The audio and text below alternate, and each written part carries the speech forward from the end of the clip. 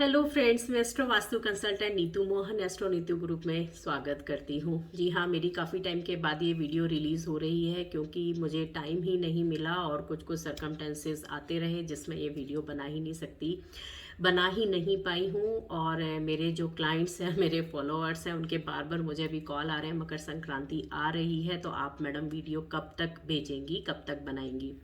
तो जैसे मैंने बताया, मकर संक्रांति आ रही है तो ये मेरी वीडियो मकर संक्रांति के ऊपर ही है। हम बात करते हैं आज मकर संक्रांति की। पहले तो हम मकर संक्रांति को समझेंगे, एक्चुअली ये है क्या।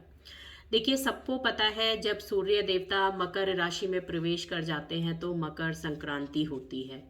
लेकिन वो तो हर राशि में प्रवेश करते हैं, उनकी इम्पोर्टेंस क्यों नहीं है? इसी राशि में प्रवेश करने से ही इतना इम्पोर्टेंस क्यों दी गई है? तो हम समझते हैं जो हमारे सूर्य देवता हैं और जो हमारे शनि देव हैं, ये दोनों बाप बेटा हैं, ठीक है। और इन दोनों की बनती भी नहीं है, ये बहुत बड़े दुश्मन भी हैं एक दूसरे के। शनि देव जो हैं वो अंधकार के कारका हैं और सूर्य देवता जो हैं वो प्रकाश के कारका हैं।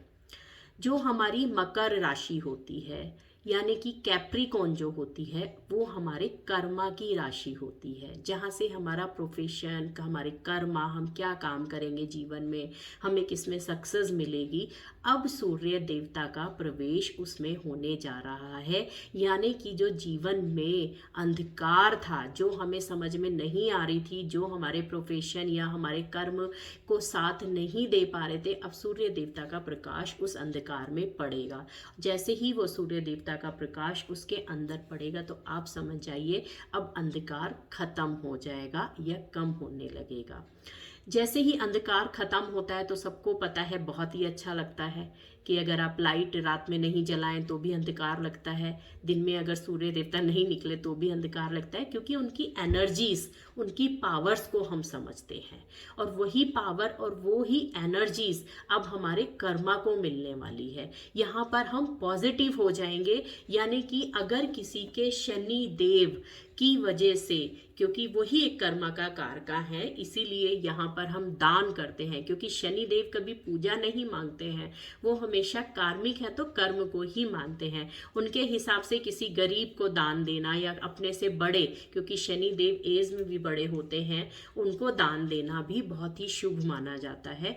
इसीलिए जब सूर्य देवता का प्रकाश आपके कैप्रिकॉन मकर राशि में आता है तो यहाँ पर अंधकार कम हो जाता है और आपकी आत्मा स्ट्रांग हो जाती है। उसी लिए, और शनि को शुद्ध करने के लिए उनका एक ही उपाय है कि आप कर्म करें। तो उस दिन दान दिए जाते हैं, क्योंकि शनि देवता दान पुण्य से बहुत ही खुश होते हैं।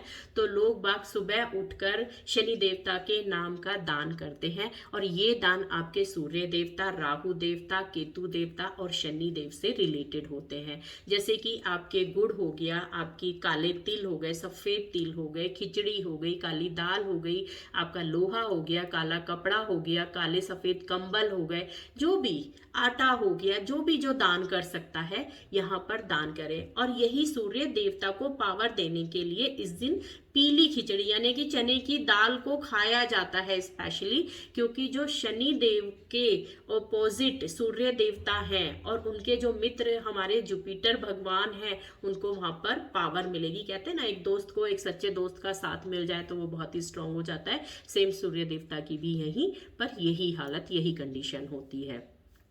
अब देखिए, हमने जाना कि इस मकर संक्रांति एक्चुअली में ये क्या चीज़ है। देखिए, हम अगर एस्ट्रोलॉजिकली इस चीज़ को समझते हैं तो हम बोलेंगे कि हमारी कुंडली में 12 घर होते हैं और 12 ही राशियां होती हैं। एक राशि और एक घर में सूर्य देवता 1 महीने के लिए रुकते हैं, यानी कि 1 महीने बाद वो दूसरी राशि में प्रवेश करने लगते हैं, दूसरे घर में जाने लगते हैं। जैसे ही ये प्रवेश करते हैं, इसको हम ट्रांजिट बोलते हैं कि सन का ट्रांजिट हो रहा है दूसरे घर और दूसरी राशि में। हिंदी में इसको सूर्य देवता के ट्रांजिट को संक्रांति बोलते हैं। कि अब संक्रांति आ रही है, तो 12 राशियां हैं, 12 घर हैं, तो 12 टाइम यानी कि 12 टाइम सूर्य देवता प्रवेश करेंगे अपनी संक्रांति यानी कि ट्रांजिट लेंगे, तो 12 संक्रांतियां हमारी होती हैं। इन 12 संक्रांति में से 2 संक्रांति बहुत ही इंपॉर्टेंट होती हैं। उनमें से एक मकर संक्रांति, जो उत्तरायण संक्रांति भी जिसको हम कहते हैं। ये उत्तरायण संक्रांति क्यों है, देखिए पहले हम इसको समझते हैं कि जब सूर्य देवता अपने दक्षायन यानी कि अभी जो सूर्य देवता है वो दक्षिण में है, साउथ में है, वहां से वो चलना अपनी चाल बदल देंगे और चाल बदलकर वो नॉर्थ उत्तर की तरफ आना शुरू हो जाएंगे। जब ये उत्तर की तरफ, दक्षिण से उत्तर की तरफ आएंगे तो इनको आने में 6 महीने लगते हैं, और इन 6 महीने में यहाँ पर जब नॉर्थ में ये पहुंचेंगे तो आप देखेंगे धीरे धीरे करके आपके दिन बड़े होने लगेंगे और रातें छोटी होने लगेंगी, यानी कि आपका प्रकाश बढ़ने लगेगा आपके जीवन में और रातें अंधकार कम हो जाएगा। तो जिन लोगों को काम में बहुत ज्यादा विघ्न आते हैं तो वो यहाँ से सूर्य देवता की पूजा करके और दान पुण्य करके अपने उन दोनों प्लैनेट को ही शुभ कर सकते हैं। और ये अब आती है 6 महीने बाद, जिसको हम बोलते हैं दक्षायन संक्रांति। दक्षायन संक्रांति से आप समझ गए होंगे कि दक्षिण की तरफ जैसे ही फिर से चाल सूर्य देवता की बदलेगी, जो उत्तरायण में पहुंच चुके होंगे जुलाई तक, वो वहां से फिर वापस चलना शुरू करेंगे दक्षिण की तरफ, तो धीरे धीरे करके सेम वैसे ही दिन आपके छोटे होने लगेंगे, रातें बड़ी होने लगेंगी, यानी कि जीवन में अंधकार वापस से ज्यादा बढ़ जाएगा। अब आप एक चीज नोटिस करेंगे, जैसे ही सूर्य उत्तरायण में आएगा उसके बाद 6 महीने तक बहुत ही कम फेस्टिवल्स मनाए जाते हैं, पूजा पाठ के बहुत ही कम दिन होते हैं। उनका क्या रीजन है? उनका रीजन यही है कि हमारे जीवन में ऑलरेडी इतना प्रकाश आ चुका है कि हमारी आत्मा, जो हमारे सूर्य देवता हमारी आत्मा का कारका है, जो हमारी स्ट्रांगनेस, हमारी एनर्जीज, हमारा ओरा, हमारी पावर है, हमारी इच्छा शक्ति है, उन चीज को ऑलरेडी स्ट्रॉन्ग पावर मिल रही है। तो बहुत ज्यादा हमें पूजा पाठ की जरूरत नहीं है, यहाँ पर आपको चैंटिंग की जरूरत है। इन दिनों जब आप चैंट करना शुरू करते हैं, किन्हीं लोगों को अगर मंत्र को अपने चैंट करना है और कहते हैं संकल्प लेके हमें उनको अपने कंट्रोल में करना है, तो ये बहुत अच्छा पीरियड होता है, क्योंकि सूर्य देवता का प्रकाश आपको डबल एनर्जीज दे रहा है। यहाँ पे जैसे ही ये उत्तरायण होता है, धीरे धीरे गर्मियां बढ़नी शुरू हो जाती हैं, क्योंकि आपका प्रकाश बहुत टाइम के लिए आपको मिल रहा है। जितना प्रकाश, जितनी गर्मी मिलेगी उतनी ही गर्मी बढ़ती चली जाएगी, जिसको हम बोल देते हैं गर्मियां आ गई, समर सीजन स्टार्ट हो गया है। ऐसे ही करके जब हम देखेंगे कि सूर्य देवता का शनि देवता के साथ कनेक्शन शुरू हो जाता है, तो यहाँ पर हम मॉर्निंग में उठ के बहुत ज़्यादा, अगर हम कहते हैं चैंट करें या संकल्प लेके उनको हमें कंट्रोल में करना है या हमें उनको अपने वश में करनी है चीज़ें, तो हम यहाँ पर वो भी कर सकते हैं, सिर्फ हमें चैंटिंग की ज़रूरत होती है। तो ये बात मैंने आपको यहाँ पर बताई हुई है। अब कैप्रिकॉन में आना, कैप्रिकॉन जैसे मैंने बताया कि मकर राशि में, तो मकर राशि हमारी 10th राशि होती है, कर्मा की राशि होती है, और मकर जो रेखा होती है हमारे ग्लोबल में हम देखेंगे जाके स्पेस के अंदर, वो जस्ट ऊपर होती है स्पेस में, तो सन वहां से ट्रांजिट होता है और वो सेंटर में पहुंच चुका होता है। तो इस दिन क्या होता है कि बहुत ज्यादा हीट लगती है, क्योंकि सन बिल्कुल ऊपर है, बिल्कुल स्ट्रेट में है, हमारी कोई शेडो भी नहीं जल्दी से बन पाती है, यानी कि कोई छाया ग्रह भी उत्पन्न नहीं हो पाते हैं। तो यहाँ पर सन की पोजीशन बहुत स्ट्रांग हो जाती है और अंधकार कम होने लगता है। तो ये एक महीना आपके लिए, आपकी इच्छा पूर्ति को पूरा करने के लिए बहुत ही पॉजिटिव है। यहाँ पर आप अपने दोनों ग्रह को दान करके और चैंटिंग करके शनि देव को और सूर्य देवता को बहुत ही पॉजिटिव कर सकते हैं और उनसे बहुत ही एनर्जीज, पावर्स ले सकते हैं। जैसे ही दक्षायन होना शुरू हो जाएगा वापस से सूर्य 6 महीने के बाद, तो आप देखेंगे हमारे फेस्टिवल्स बढ़ने लगते हैं। फेस्टिवल्स से यहाँ मतलब क्या होता है? हमारी पूजा होना। हमारे फेस्टिवल्स में मेन पूजा ही होता है, क्योंकि यहाँ पे सूर्य देवता का प्रकाश इतना कम हो चुका होता है कि हमें एक्स्ट्रा एनर्जीज और पावर्स को लेना पड़ता है। किसके थ्रू? पूजा करके, देवी देवताओं की प्रार्थना करके, उनको मनाकर।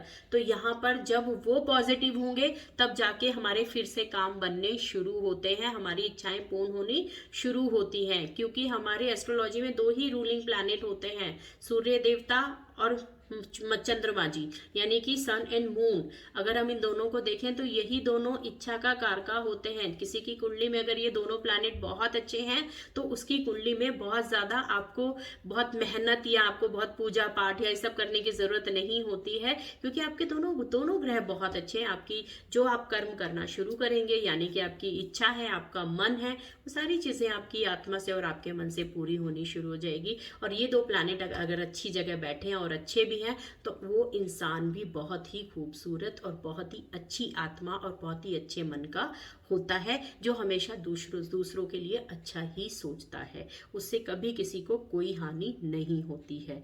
तो इसीलिए यहाँ पर हमने देखा है कि मकर संक्रांति को बहुत ही क्लोज तरीके से समझा है कि क्यों ऐसा स्पेशल डे है, होल इंडिया में बनाया जाता है किसी ना किसी रूप में।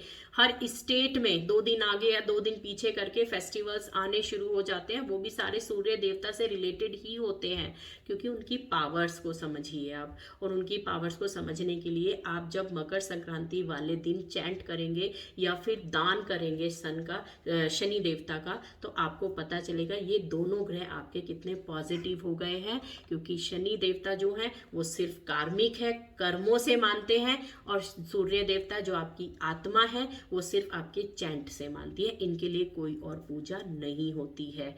तो इन दोनों को शुभ करने के लिए आप मकर संक्रांति मनाइएगा। एवरी ईयर सेम डेट पर आती है, क्योंकि हमारे नक्षत्र जो होते हैं एवरी ईयर वो जाके 360 डिग्री पे तभी मिलते हैं और जाकर एक साल बनाते हैं, जो कि हमारी संक्रांति वाले दिन हमें सूर्य देवता के ऊपर से बिल्कुल क्लोजली दर्शन हो जाते हैं।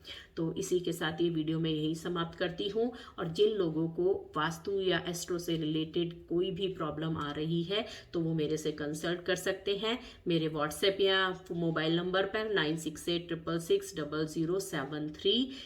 आप मुझे कॉल कर सकते हैं। और अगर आपको इस वीडियो से रिलेटेड कोई और जानकारी चाहिए तो भी आप मुझे मैसेज कर सकते हैं या कॉल कर सकते हैं। इसी के साथ ये वीडियो यहीं समाप्त करती हूँ। जय माता दी।